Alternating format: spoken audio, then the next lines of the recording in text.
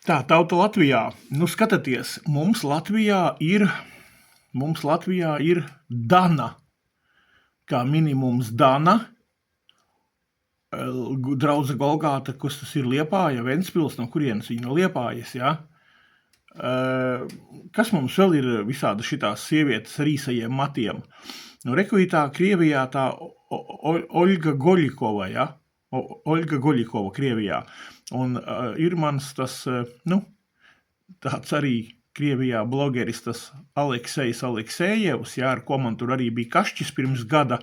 Viņš bija uztaisījis par manīm video, ja, jo es tur, tagad gari nestāstīšu, bet pēc tam tur es viņam uzrakstīju atbildes video, kurš laikam ir manā kanālā, kur es viņam tur atvainojos, un tā mums bija baigais kipišs, ja. Un var sakot, viņš bija kaut kur atradis manu video, jo es tur laikam stāstīju, ka es esmu protestants un ko es tur viņam visko sastāstīju pret katoļiem, pret pareizticīgiem, un tur bija kašķis, bet labi. Un tas Aleksejs ir viens no Krievijas tādiem, kas Krievijā ceļ gaismā visus, un arī šito Olgu Goļikovu, ja.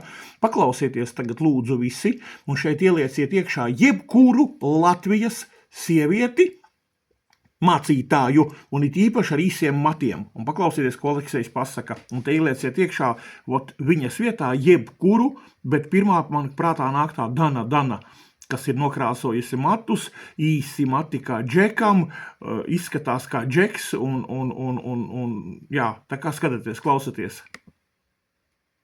Жизнь и молитва – это один из основных дорог моей жизни. Это пастор над мужиками Ольга Голикова. Вот Оля 20 лет назад. Встают в проломе и молятся, говорят с Богом об этом. Пробуждение, оно... А вот тетя Оля сегодня. Я буду молиться за Россию. Сейчас уже мы молимся 22 года.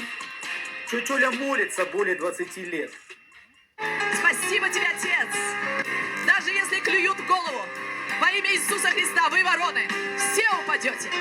Женщина, стриженная под мужчину, это позор. Неприлично женщине молиться Богу без волосяного покрытия. Потому что волосы – это честь для нее.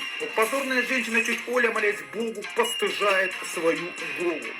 Жене глава муж, но тетя Оля главенствует над мужиками, поэтому и молится Богу с прической мужской. 20 лет мужеподобности. Лучше бы она была бы голенькая. Молитвенная жизнь и молитва.